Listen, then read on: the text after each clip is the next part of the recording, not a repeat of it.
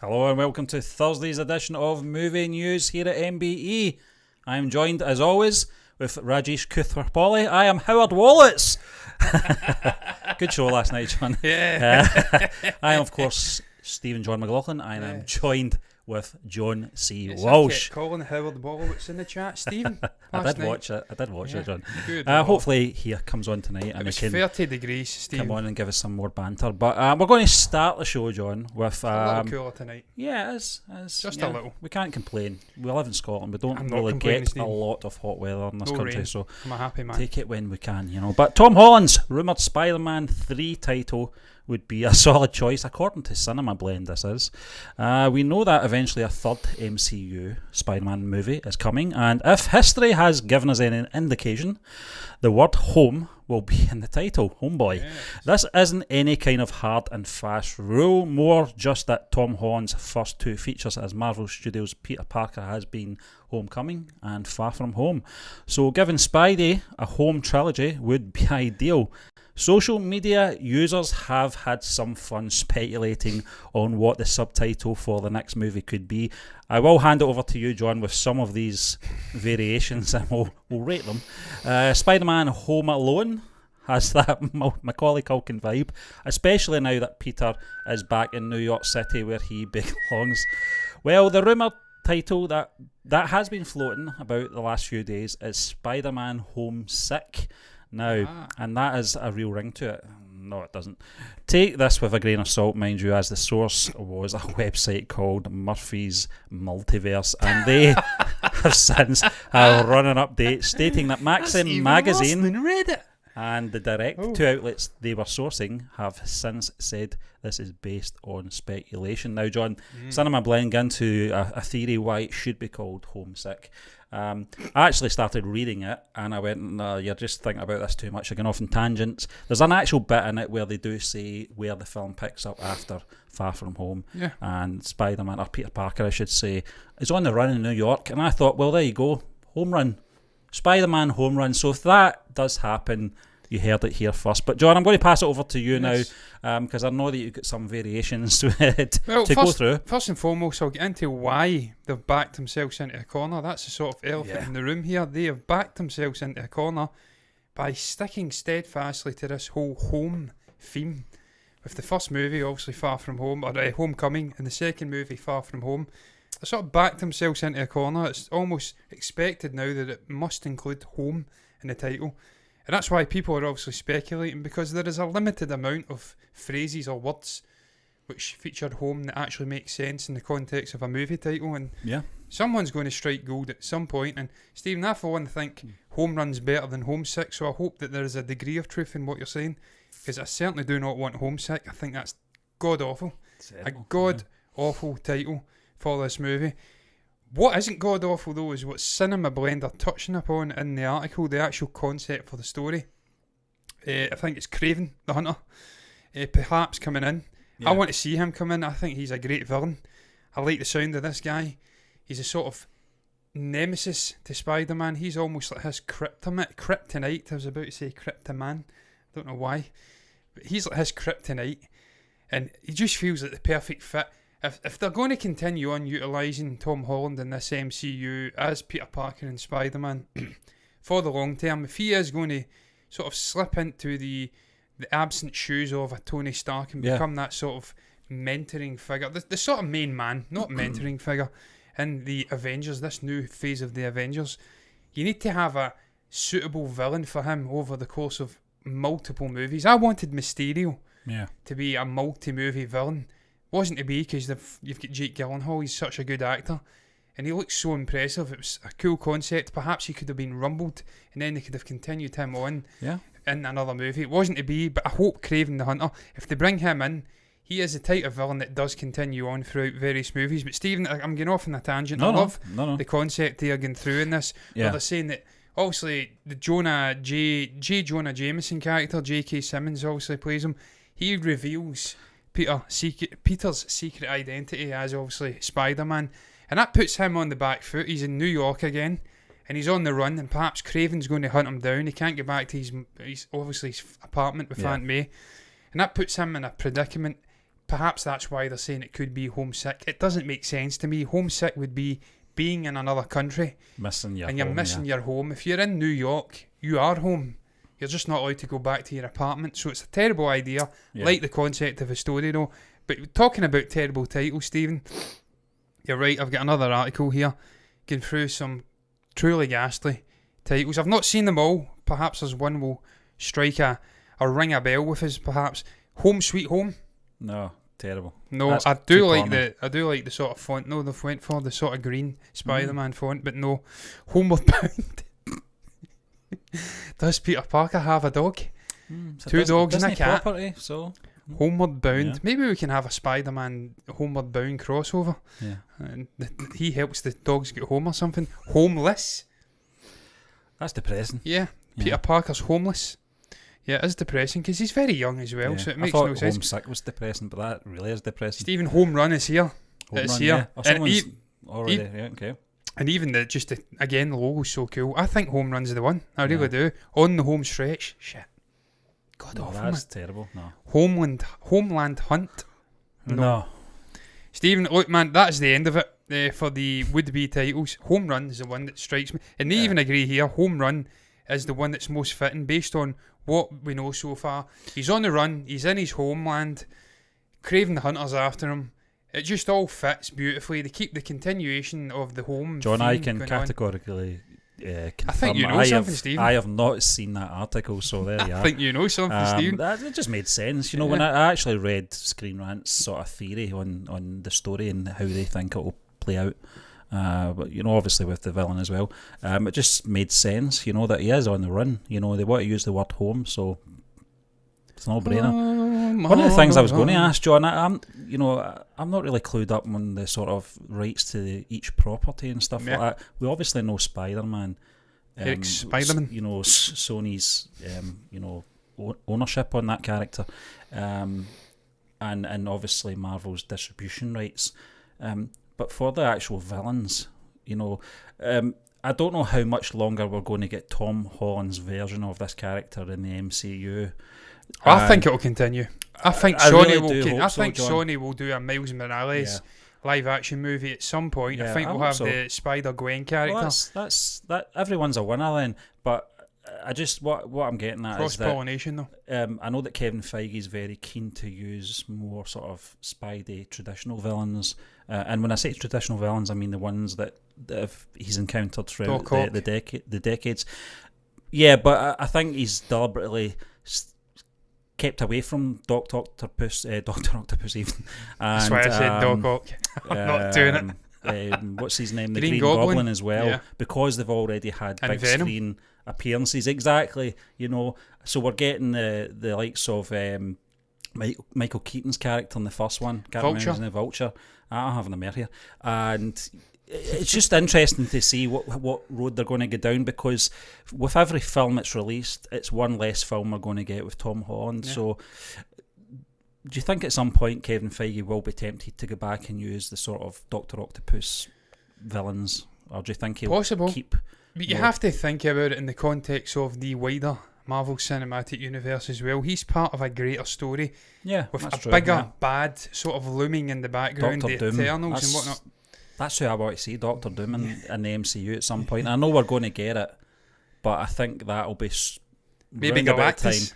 I think it'll be round about the time we get Fantastic Four and the X-Men coming into this universe, but it's going to be a long way away, I think. Well, Stephen, it's cosmic in its scale, the Yeah. Phase 4 of the MCU, and there is going to be a bigger bad in the background, and I think what we'll see with Spider-Man is them just continuing on in a similar vein to what they've done with Ant-Man and Iron Man and Thor. Yeah. Lesser sort of villainous characters who can obviously cause damage and cause trouble to a man who's almost godlike. Yeah, some people often forget that Spider-Man has God-given abilities like Thor and whatnot. He isn't true, a gimp character. He's almost portrayed as a sort of gimpish character in the MCU to date, where he's having to get help from people. The suit from Iron Man, he's having to be held back up, or lifted back up by all of the female characters in that sequence, and at the end of Endgame. But this is a guy who's got God-given abilities. He's a very powerful character. So just having lesser villains doesn't mean the villain itself has to be less valuable or of less worth. it can be a very powerful character like a Doc Ock or, I don't know, Green Goblin. I'm not incredibly knowledgeable on all of these Spider-Man villains, but I'd love to see Venom coming over from the Sonyverse, a sort of crossover with the Sonyverse and the MCU. I'd love to see Jared Leto's Morbius, if that pops and it's any good. Perhaps rearing his ugly head. We could, what is it called? Is it the Sinister Six? Yeah. Is the great sort of ensemble villainous group who take on Spider-Man in the comics. Perhaps they can build that and then bring them over, and it's an incredible sort of almost X-Men v Avengers moment, but in Spider-Man's self-contained sort of saga within the MCU. I think he'll continue on, Stephen, long term. I think hope so. That they will keep the rights to him. I think it's in both parties' interest. Yeah. And Sony do hold the rights to Miles Morales, as I did say. He's so successful in the Spider-Man, into the Spider-Verse movies. Spider-Gwen's another one. They can go off and do things with them, live action, animated, and make mega money. They can have their cake and eat it, essentially. Yeah, I think as well, John, I mentioned it maybe about a month ago or something. I want to see Tom Holland's version grow up, but if they're playing the long game, then it doesn't really have to. It doesn't have to really rush that sort of development side of the character. You know, if he's going to be around for a long time, then Tom Holland's at the right age anyway. He can play this guy for another decade. Well, if he's getting hunted by Kraven and he can't go home, that's going to sober him up pretty quickish if he's not got Iron Man there to help him out. He's had it in Homecoming, Far From Home, I should say. Yeah. And now he's going to have that even more with higher stakes and even more nefarious villain chasing him. That will probably mature him quickly. And then we can see Spider-Man the way we've seen him in those early 2000s movies. Yeah. Just fully matured, at his peak of his powers, just absolutely wrecking the shit out of everything in sight. That's what I want to see. Yeah. This man stopping trains from crashing and whatnot. Fingers crossed, John. Yeah. I had a bit of a mare, actually. I shut down the next topic while we were speaking, so I had to open it up very quickly, and I was hoping you'd speak a little longer. You did, so you didn't let me down, John. But I wasn't a bit of a... You can always rely on me talking longer. And a bit of a pickle, but it's Justice League. Steppenwolf's new design also massively improves Cyborg. Now, this is a very interesting one from Screen Rant, John. Yes. Steppenwolf's new design in Zack Snyder's Justice League bodes well for Cyborg, seeing as both characters are meant to have similar appearances. Now, I don't really want to go over old ground with the whole Justice League 2017 release and the appearance of Steppenwolf and that and how he looked. I think we both agree. It was a shite villain, Steve. A lot. Well, I think his look as well was shocking. It was just terrible CG. But the enthusiastic reception for Steppenwolf's redesign suggests people will be equally taken with Victor Stone, also known as Cyborg's new look in Snyder's Justice League. The character, as played by Ray Fisher in the movie, gains his alien tech from one of the three mother boxes and is tied to a apocalyptic technology. While this plot point was more or less glossed over in the film's theatrical cut, it was meant to be a major part of his arc in the Snyder version. I just bailed that article there, Steve. That will almost not got a clue where it is you're reading. Certainly be restored for the director's take on Justice League as a source for both Cyborg's internal conflict and the tensions it creates between him and the rest of the League, who for valid reason are certain they can trust him, seeing as his tech is connected to the very threat they're facing, are uncertain they can trust him. Now, on a visual level, this also means Cyborg could look a lot more like Steppenwolf in Snyder's Justice League. Strange to me, I have to say. Than he did in the theatrical iteration. That ought to come as particularly good news for those who approve of the latter's new design, but also feel Whedon's Cyborg, like a lot of the visual effects in his Justice League, ended up looking rough around the edges. Wonder Woman on the Statue of Liberty or something, whatever statue it was she was on, looked ridiculous. It looked terrible. It was a rushed movie, Steve. It was horrible. I ended up looking rough and around the edges and unrefined because of the rapid turnaround between the film's reshoots, post-production and subsequent release on the big screen. Indeed, while he might have not been mocked the way Henry Cavill's Superman and now infamous digitally removed moustache were, Cyborg's appearance in Justice League's theatrical cut was still noticeably lacking for texture, and many would argue left plenty of room for improvement. John, just before I pass this over to you, we'll talk about Steppenwolf, of course.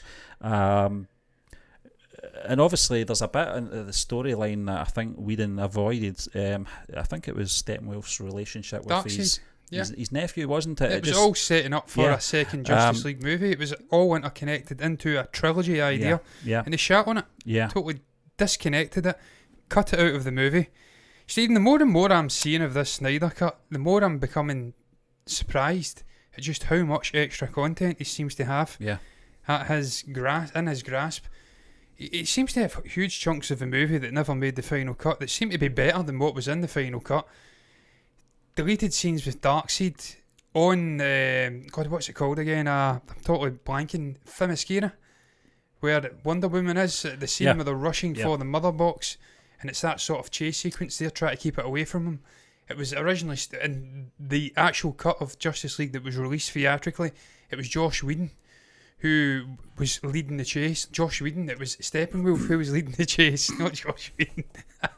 Sometimes it might have felt that way. Yes, it was Steppenwolf who was leading the chase. And some of those other Warner Brothers executives, if you've been listening to Ray Fisher over the last few weeks, they should have been the sort of mother box which was being destroyed and chased after. They were mother something else. But they were off their heads in something, Stephen. Some of the decision making that they went for, tonally, the length of the movie, just interfering. They should have just scrapped the movie, Stephen, until Zack Snyder was in a position to come back. Because look, love or hate the guy, and I personally enjoy his movies. They're different. I'm not saying they're good, but they're different, and I get a level of enjoyment out of them.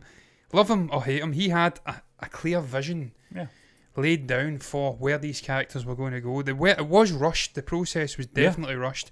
They hadn't obtained the right to release an ensemble movie of this nature. We hadn't seen enough of Wonder Woman, of Superman, of Affleck's Batman, of Cyborg, of The Flash, to sort of connect with them and enjoy the ensemble movie like we got with the Avengers movie, where we knew Iron Man, we knew Captain America, we had a chance to marinate. Most of them juices. had a trilogy before we got to exactly. that point. They had multiple movies before we got to the meat and bones of big ensemble movies. But it did have a clear vision, and that's better than this bastardised Frankenstein's monster that we got from Joss Whedon, which was just terrible, man. It was cut, bits were cut out, bits were taken over from the Snyder version of it, and it felt wrong. Visually, it was half-arsed. CG was terrible. Cyborg looked shockingly bad. I was going to say, John, so if they can clean Cyborg up, and I don't know if you've seen he the looked like a Steppenwolf. floating head to me, very much like Mark Ruffalo was in Infinity War in that Iron Hulk suit. It looked terrible. It looked even worse than Mark Ruffalo's suit. It just looked like Ray Fisher's head was superimposed onto an animated body. Yeah, Stephen, we've actually got a comment from T3 Media's. I liked Homesick, but now I'm hearing Home Run and it makes more sense with Craven. It does. It definitely does. We're all in agreement here. Yeah. Homesick's not the worst title in the world, but it feels wrong to me when I've already had Home Run dangled under my face, in front of my face, under my face. It's very warm here still. You have to bear with us. Us Scots, we're not used to this level of heat and humidity. We're used to cold, wet climates, So when the sweat gets to us, it gets to our tongue as well, sadly. But look, Stephen, I'm excited for this Snyder cut. I'm excited to see where he goes moving on with this, man, because it looks to me like Warner Brothers are fully backing him.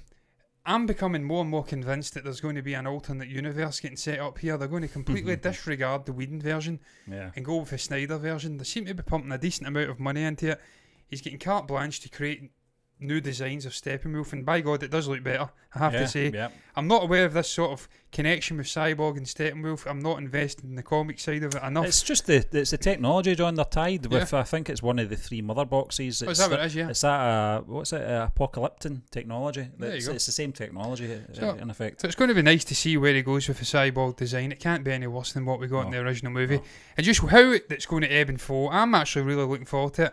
I hope we get some form of release over here. I presume it will go straight to Sky with it being on HBO Max. They have rights with Sky. I would say so, yeah. But I'm really looking forward to seeing where it goes, man. And it's funny, John, kicking myself that we're not going to get to see his greater vision of a trilogy of Justice League movies. When the whole Snyder Cut must be released campaign started, I was one of the ones that said, just give it a rest. It's done, move on. But the more I'm reading these articles, the more excited about seeing this. Is it going to be a series? They're breaking it into episodic. I hope not. I hope it's a movie. Is it going to be a home? Because I think it's hours and hours, John. So I don't know. Yeah, it's like 3-4 hours or something. So it could be broken into a few parts. But I'm looking forward to it. But John, we've got a bit of news that just came in a couple of hours ago. Kevin, fellow movie burner, actually passed this on to us. So we've kind of slotted it in place of something that wasn't that interesting because it's been very quiet, John. I think you gobble up all the good stories on the Wednesday. I think I did, yeah. Steve, I should have left the Elizabeth Moss story at the very least. Yeah. There was no need. I slotted that in at topic number 4.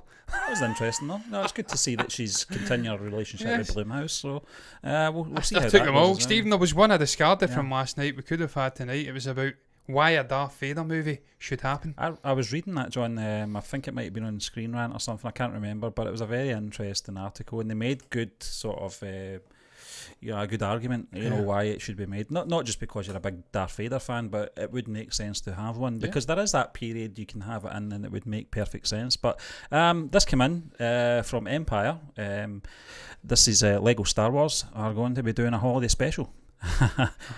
42 years ago, the huge success of Star Wars was capitalised upon in the infamous Star Wars Holiday Special, a TV special that was famously decried by fans at the time and today remains impossible to track down, thanks to George Lucas and official means. If it's a kitschy, culty pop cultural artefact today, it remains a controversial piece of Star Wars lore. Chewie's son Lumpy, anyone?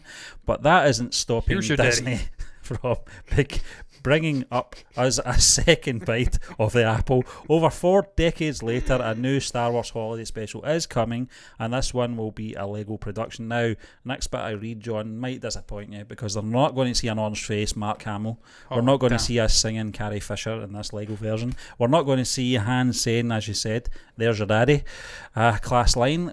No, the Lego Star Wars Holiday Special. Will we see Carrie Fisher singing? Has been confirmed to arrive on Disney Plus on the 17th of November this year, once again centred around the celebration of Life Day. The animated special centres largely on the sequel trilogy characters, including Rey, Finn, Poe Dameron and Rose Tico in the aftermath of The Rise of Skywalker. And of course Chewie will be along for the ride too, but in the time-travelling twist we'll revisit previous generations of the Skywalker lineage.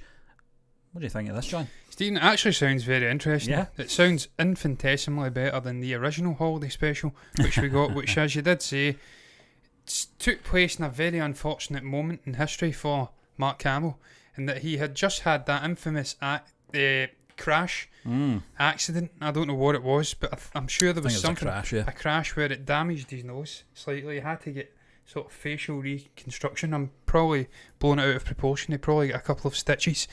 But this sort of dismembered his face a little bit. I think it was his nose. Heavily make-upped up in the Holiday Special as a result. And he looked orange. And he looked the same colour as his hair. And the same colour as his flight suit as well. Yeah, the bomber suit, which wasn't a good choice, John. I'm just going to actually give you an idea of what this Holiday Special is about. It directly follows the events of Star Wars The Rise of Skywalker, like I said, but Rey leaves her friends to prepare for Life Day as she sets off on a new venture with BB-8 to gain a deeper knowledge of the Force. Thought you knew it all. At a mysterious Jedi temple, she is hurled into a cross-timeline adventure through beloved moments in the Star Wars cinematic history, coming into contact with Luke Skywalker, Darth Vader, Yoda, Obi-Wan and the other iconic heroes and villains from all 9 Skywalker saga films. But will she make it back in time for the Life Day feast and learn the truth meaning of holiday spirit? The Lego Star Wars Holiday Special is written by David Shane and directed by Ken Cunningham. Stephen, it does sound interesting, as I did say. I like time travel movies. It does sound like they're trying to bridge they're trying to embed that sequel trilogy. Yeah, it sounds like Kathleen Kennedy still has a degree of sway at Lucasfilm, sadly, and she's just not letting go of this god-awful abomination that is the sequel trilogy, and the characters within it, bar a couple. Kylo Ren, for instance, and obviously Finn and Poe, not Poe and Pin and Foe, as I used to call them, and One Fateful Night. Bar them, it was just an abomination of a trilogy, wasn't it? And it seems like she's just trying to shoehorn that in. And look, it may not be the worst thing, because we don't have to see a complete scene-for-scene remake in Lego form of the Holiday Special. We don't have to see Lumpawaru. We don't have to see, "Here's your daddy," and singing. But I would love to see a little callback to Orange Luke. That would be great. It seems interesting, blending the various different eras together. taking the sequel trilogy and blending it in with some of the great moments in Star Wars, them all interacting. Well, that's the good thing about nice. Lego Star Wars. Could they maybe take that into the actual Star Wars cinematic universe and just completely rewrite the history of the sequel trilogy? Well, going on previous, Lego Star Wars will be filled with comedy, John, and they do like to make fun of themselves as well. I don't think it was necessary to tie this in with obviously the past stuff and all that. It seems to be more of a sort of thing to sort of embed more into the mindset of Star Wars fans that the sequel trilogy is part of the Skywalker saga, although a lot of people don't want to accept that. I think that's what they're trying to do, bringing the current characters into these situations. We're obviously not going to get Daisy Ridley back or John Boyega by all accounts. Or Mark Hamill. Let's just do a Lego version of them. I doubt they're going to be voicing their original characters anyway. Stephen, I'll tell you what the real reason behind this is before we move on, unless you have anything more to say. The real reason for me behind this is so they can completely finish the airbrushing of history with the original holiday special. If they create another Lego holiday special version, people will be drawn to that when they search it up. It will come up first in the listing, and the original holiday special will drop down, and it will eventually just disappear out of history, but not with me. No, it will become what's that? The Mandela effect. People will say, did that really exist? Was that real or was that just a bad dream? No way did a genius filmmaker and an amazing storyboarder like George Lucas ever think up something terrible like that. What was he thinking? No, it didn't exist, but it did. We've seen it. Yeah, I've seen Chris Stuckman's review on it as well. It's absolutely amazing. You know, can't be worse than Caravan of Courage or whatever it's called, the Ewok one. Yeah, the Ewok Adventure, television movie. But we'll move on, John. Talking about television movies, we're going to be talking about that in a little moment. But good television movies.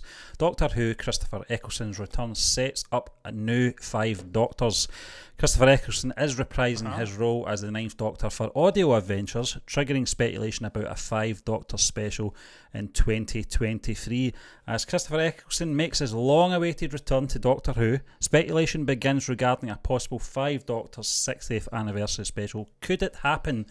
Asks Screen Rant. Sincerely hope so. When Doctor Who returned to the screens in 2005, respected Mancunian actor Christopher Eccleston was cast as the 9th Doctor, and while he was only to stay a single season, it's no overstatement to say Eccleston was instrumental in bringing the Doctor back for a modern audience. Unfortunately, the departure was incremenous, with Eccleston citing the BBC show's leadership as a key factor in his decision to leave. These issues have prevented Eccleston from any further involvement in Doctor Who, including turning down a part in the 50th anniversary special, The Day of the Doctor. Yeah, that was childish. Yeah, I mean, exactly, John. You know, I was so disappointed when that would have been 2013 that came out. But the 9th Doctor's return was widely celebrated among the Doctor Who faithful, but while the sensible thing would be to simply enjoy Eccleston's return in the present, it's hard not to think a few steps ahead after all. What's Doctor Who without a reckless leap into the future? Doctor Who's big anniversaries are usually celebrated with multi-Doctor stories. 1972's The 3 Doctors, I watched that one. 1983's The 5 Doctors, I've seen that one too.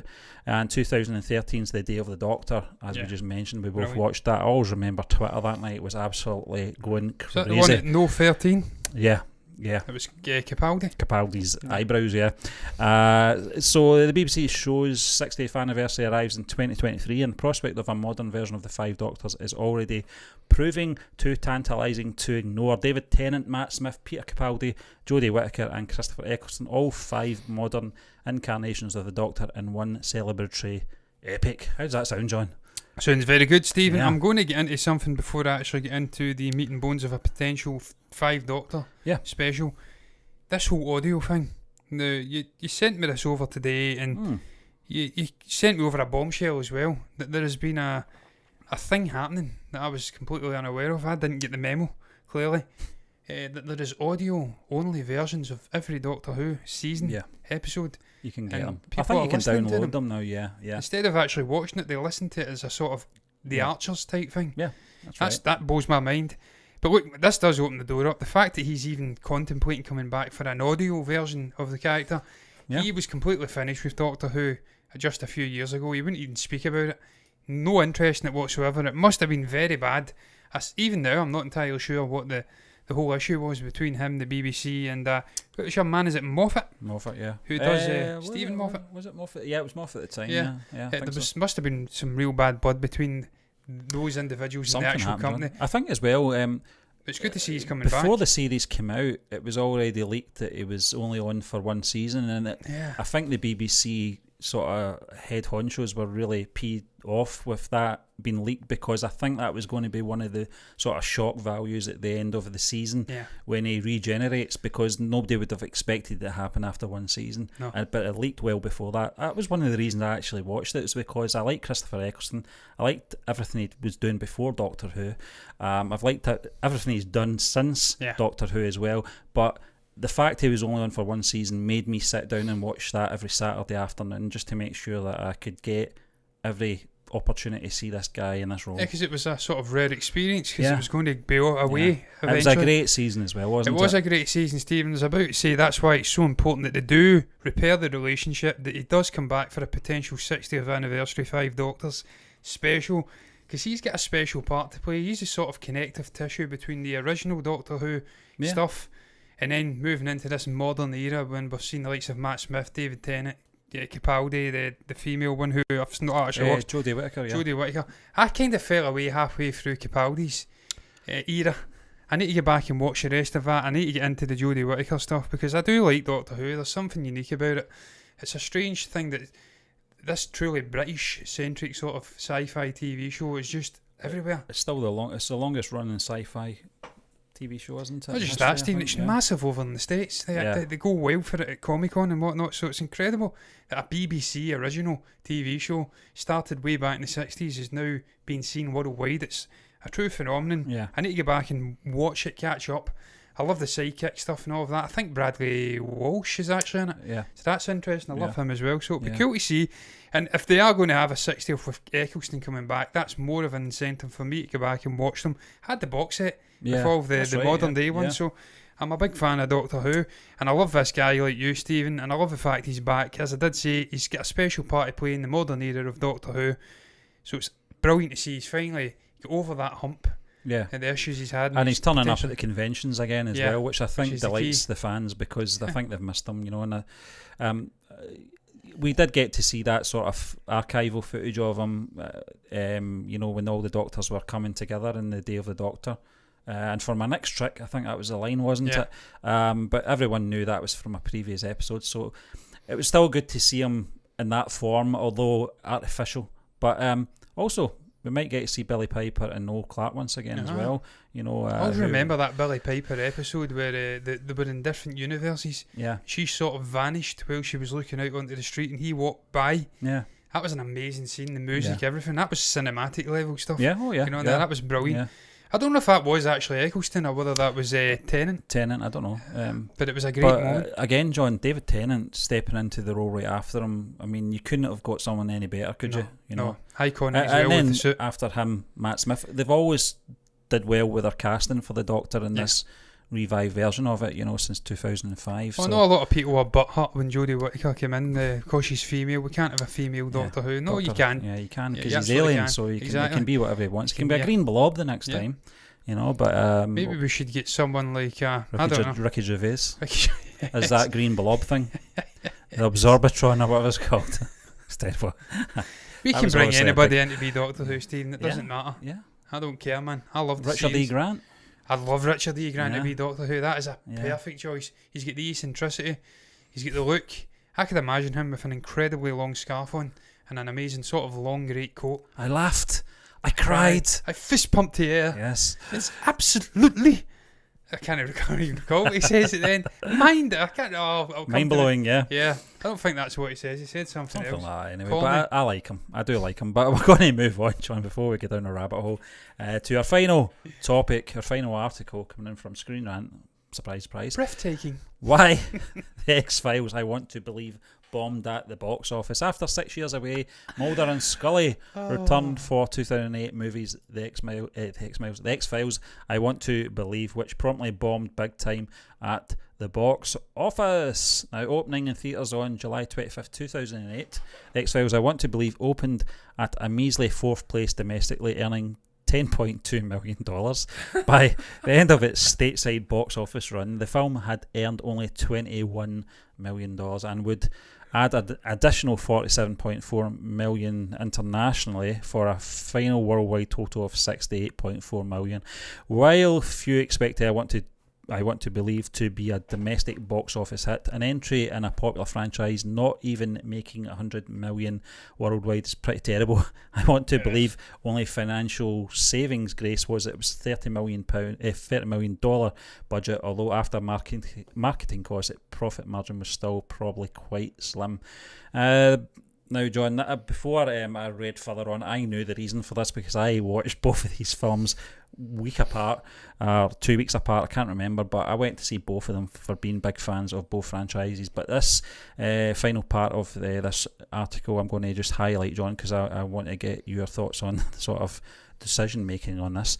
The biggest logical culprit for the X-Files, I want to believe, box office failure is the fact that it opened during the reign of The Dark Knight, which arrived in theatres on July 18th and proceeded to smash through multiple records. Christopher Nolan's Batman sequel would stay atop the domestic charts for an entire month and take to its fifth week end. Both David Duchovny and Gillian Anderson publicly blamed I Want to Believe's performance on The Dark Knight, and it makes sense. However, some other factors in play included poor reviews from critics and the decision to make the film a standalone story instead of wrapping up the dangling alien colonisation arc. Now, that was supposed to be wrapped up in 2012, because I think that was supposed to be End of Days. That was the storylines throughout the television series, predominantly maybe the last 3 seasons of the X-Files anyway, where it was all leading to 2012. This came out in 2008, so it was still that amazed me, Stephen, when the whole nonsense of 2012 broke.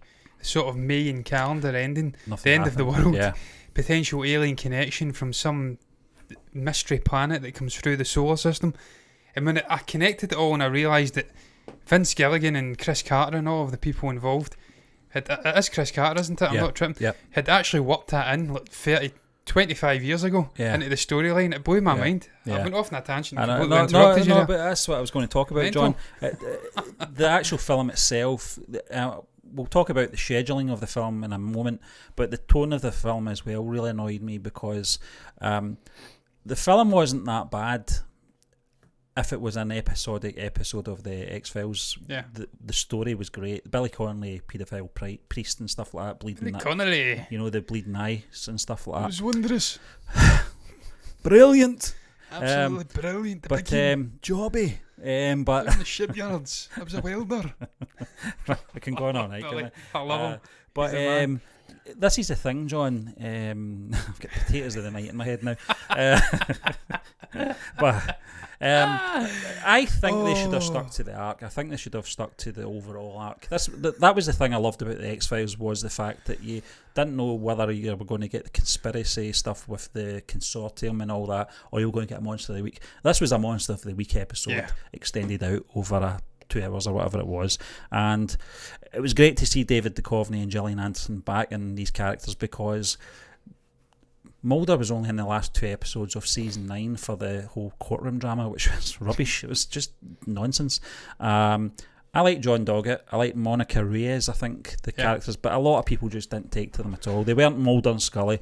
I think perhaps maybe if David Duchovny and Gillian Anderson were only doing maybe about 4 seasons, 5 seasons, and then that storyline with John Doggett and Monica Reyes came in for another 5 seasons or whatever, maybe people had time to get used to them. But they came in season 8. It was too far gone. It was too far gone. We were invested in those characters. And David Duchovny was done as well, wasn't he? He was done with the whole television. He was a way to be a big star.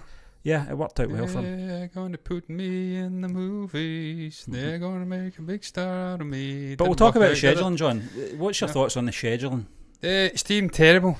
Absolutely god awful. If there's one movie in the cinematic calendar of that year that you didn't want to go up against, it was The Dark Knight and Christopher Nolan. The man is box office gold.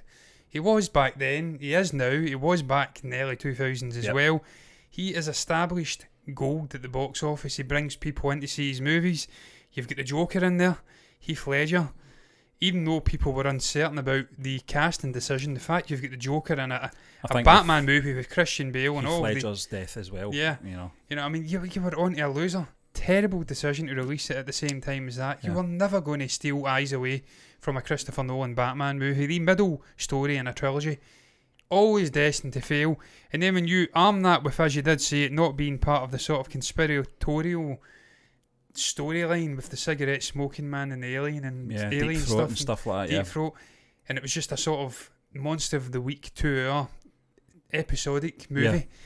You arm it with that, it was always going to fail, man, because people... I loved the X-Files, John. I absolutely loved that television series, you know. And Stephen, I loved the Monster of the Week stuff. That was some of my favourite episodes, was the non-conspiratorial stuff. Yeah, I mean, this was 92, 93 when it came out, and there was nothing really like that on television, that long running. The 25 episode seasons with 45 minutes. I think it may be about an hour if it was on television for advertisements, but there was nothing like it before, or not that I can recall anyway. It was that quality, you know. It was very good quality. It was all shot in Vancouver, wasn't it? It was all, we were always in the woods till about season 6 where they moved to California. I think that was David Duchovny. When he got fat.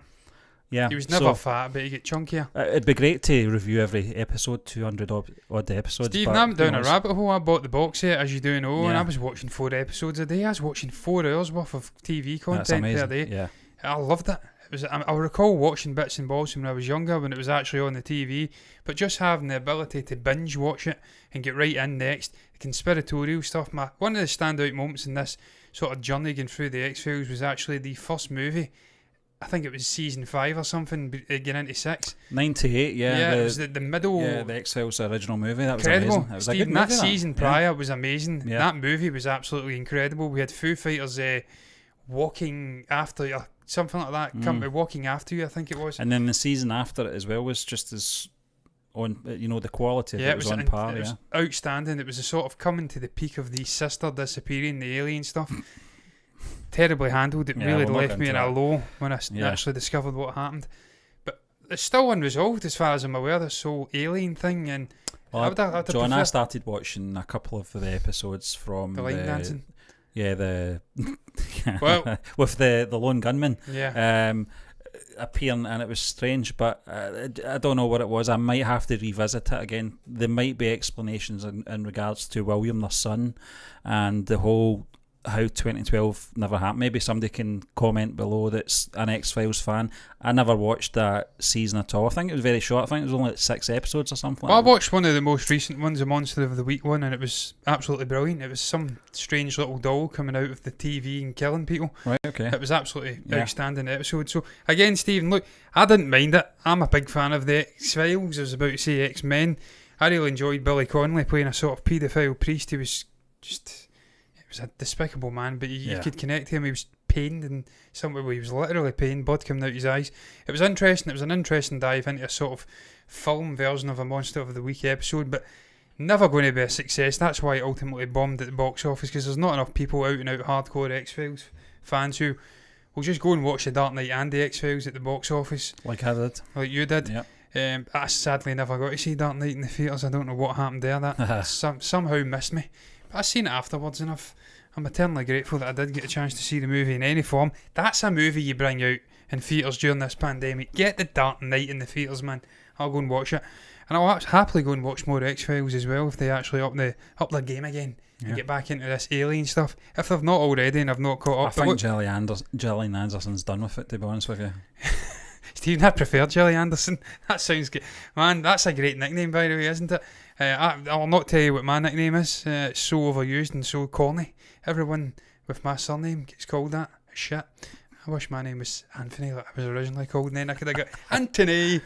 That's a Dead Man's Shoes reference, incidentally. But look, I'm going off a cliff here, man. I'm absolutely sweating like an absolute crazed lunatic. It's so warm in this room. We have got a reaction video to do of a particular trailer, Stephen, so I'm going to crack on with the end of this show. What the hell do you guys make about that potential rumoured? That makes no sense to me. What do you make about that potential title for Spider-Man 3? Do you think Homesick's a good idea, or do you agree with Stephen that it should be Home Run? I certainly agree with Stephen. What do you make about the new Steppenwolf design? Are you excited to see what ramifications this is going to have for Cyborg and the rest of the Snyder cut? What do you make about the other topics we spoke about, the potential Lego Star Wars holiday special, omitting some of the terrible things from the original? the Doctor Who stuff, and finally the X-Files bombing at the box office. Do you agree that it was a terrible, terrible idea to release that at the same time as The Dark Knight? If you've got anything to say about any of the topics we have touched upon tonight, you can comment below and let us know what your thoughts are down below in the comments section. You can also like the video if you've enjoyed it, and you can subscribe to the channel if you want to see us gibbering away about TV, movie news, anything in between in the future. If you do, you'll see us back here tomorrow not doing any of that. We'll be reviewing instead. Kick-Ass. I'll not have a stroke tonight. It's definitely Kick-Ass. Bye-bye, guys.